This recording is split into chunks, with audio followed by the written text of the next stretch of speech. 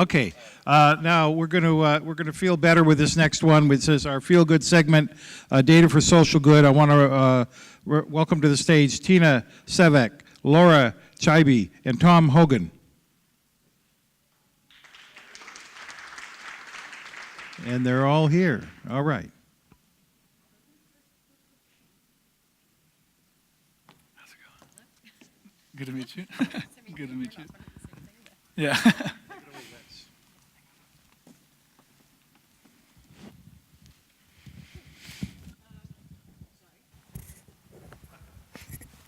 Better. Thank you guys for just keeping a couple of minutes. I know we're between now and the coffee break. So if we kind of remind us and go back to, ICOM's probably of an intense session. Post-gala, an 8 a.m. session, pre-conference, it's a hard piece to come to. If anyone was here at 9 a.m. this morning, you'll sort of know it's a really, really hard discussion unless it's something that's important.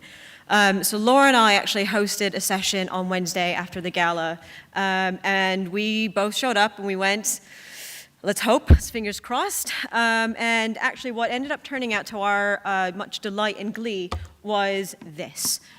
We had an over-interest of people where we had to actually open up and extend the session to 2 tables. And we had a great thing of going, and a realization of, as senior people within our organizations, as senior people within our communities of where we lived and everything, and as people and attendees of ICOM, we realized that we had ability to influence change, but also drive and create that change. So in this was alone you can go faster, but together we could go further. And so we had a really, really heartful and amazing sort of discussion around what change we wanted to see to, drive this pipeline around the talent that we have, especially at ICOM and at other pieces. So if we look at the pipeline today, it's unhealthy from a volume perspective of the people that are in it, but also from the types of people that we're sort of seeing. And I say types of people and people in specific because it's the diversity part of it. It's the inclusivity, the balance, and everything that's attached. And so in that, if we want to see a change in talents, and not just a change for change's sake, but because we realize that there's a risk of not changing, and there's a business benefits, we have to create that discussion, we have to create a step, and we have to sort of, push forward on that. So my co-partner and my partner in crime on this, Laura's gonna actually take you through a bit of not just our discussion that we had, but more importantly, the action plan that we're creating off of this. Hi everyone. I've been to almost every single ICOM except one where I missed my flight because my train broke down. And the first ICOM I went to, I don't even know if I can count on this hand how many women there are. I actually find this conversation extremely uncomfortable, but I also know that I'm getting calls sitting in Dubai from companies in the USA asking to pay to fly me over to do conversations and keynotes about women in digital and data. So now it's my problem as well. And what we talked about is that within the digital and data community, we actually have 3 areas of focus that we really need to address, make conscious, and actively as a community try and do some course correction on, because there are a lot of government policies coming into place. Things like, for example, 40% of boards must have female representation. And I'm concerned that the talent pool that we have is simply not guided enough and not strong enough to sit on those boards. And I don't want to be in a situation, nor would I hope you want to, that you have to have female representation on your boards, and they are simply unqualified, and it's an act of tokenism. And so a group of women came together. We started with women because we believe, I don't think we're articulating, even with you in the community, how can we get your help, those in the room, on what we need to do to address change. We think there's concern around subject matter interest, women in data. There's also candidate pooling, that we're actually not at the bottom of the pyramid helping people come in to digital and data, particularly females and wider community groups. And also that this C-suite pipeline to leadership in digital and data is lacking. And while their targets might be 30 to 40%, there's simply not enough talent pool coming up the pipeline to meet those objectives. Can you change the slide? And so while we call this year the reality disruption field, we actually believe what we need to do is disrupt some of the beliefs field that a lot of young people have to come into this pipeline, and we need to create new realities. Whether it's things like leadership at the top is a lonely place to be. Well, you're probably not going to get a woman in leadership. You have to work 16 hours a day, 80 hours a week in order to be great as a coder. Well, that's probably going to alienate a lot of women as well because they have family responsibilities. We have to become very, very aware of the beliefs that we communicate into the market about what success looks like to be a leader in digital and data. So from this session, our outcomes were, for the C-suite, we need to start potentially showcasing people and practices that can help get this pipeline more healthy.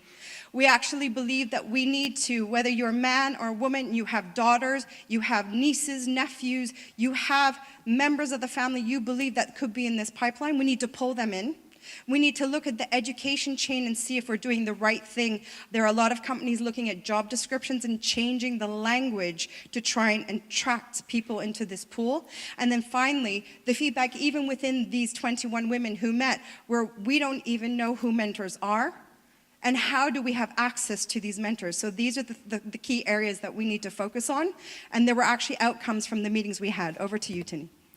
So if you were here at 9 a.m., which few people were, we sort of went through any journey of transformation takes one step. Just take an easy step, otherwise you're never going to really go into a world of transformation or disruption. So that was exactly what we did, was what are the small steps that we can sort of do? And we came up with actually how do we commit to one another and hold ourselves accountable across these three things. So how do we pave a path to the stage? Going after the C-suite was really high, and that's our North Star. So why don't we start first with the stage? That's one step closer to going to the C-suite and to the board level to influence that change and everything. So how can we see more interesting topics and more interesting people next year at ICOM? The second piece was access to leadership, so building a platform, whether that's through LinkedIn or through, and anyone else in the Startup Challenge who wants to put a hand up, to building a platform where we can have mentors, and mentors not just being women mentoring other women, but actually all the men, all the brilliant people that we have at this organization, mentoring other people, mentoring the talent that we can of the next generation to say, how can we get them to come up on stage? What are the other resources that they might have access to build their business skills, their soft skills and everything, so they have the empowerment, they empower themselves around this area. The third thing is you can only help solve a problem if you know what that problem is and what those beliefs are. So actually, how do we uncover what those misbelief and issues are? So I've committed, and our CFO's in the room here, but I've committed the panel of YouGov behind this to actually run a panel and a global panel to really understand what that topic is globally across the 38 countries that we have, to really go through what is it and how do we distill that into the insights and make an even better program for what that is. And really to you guys, and why we're up here on stage and holding you back from having a cup of coffee and hanging out in the sun, is together as a community, we can help build that pipeline. If we as an ICOM want to see and continue to push the boundaries of the topics and the discussions and the debate that we have on stage, we need that pipeline to grow, and we need to help encourage that pipeline to advance. Yeah, I had a little bit of a private joke saying that by the time we're all retired, and if we have artificial intelligence be our health infrastructure caring for us as elderly people, if it's just men who programmed all of that artificial intelligence, we don't know if you'll be happy with how they're treating you. So what's in it for us? If we get a little bit more balance, we're also, ensuring that we're lining up what is our future as well. Cool. And if I can just have 10 more seconds, is to thank everybody that came up and showed up at 8 a.m. It's not an easy feast, so thank you to all the women who showed up, and also thank you to all the men. I know there was a lot of guys who wanted to get involved. Again, we didn't exclude you just because we wanted to exclude you. This was the first step that we wanted to take. So thank you everyone for listening and being involved. Yeah, so we will be creating a LinkedIn group of ICOM community, those that want to join. The whole purpose will be, if you have junior talent that want referrals in to have support for how to have presence on stages and their path to the stage, and from the stage that might then encourage them further to carry on in leadership roles, then we would like to encourage you to join. Man, women, it doesn't matter. And then also refer in young talent. In particular, we're trying to really support younger women to try and get them on the stage. Thank you. Thank you.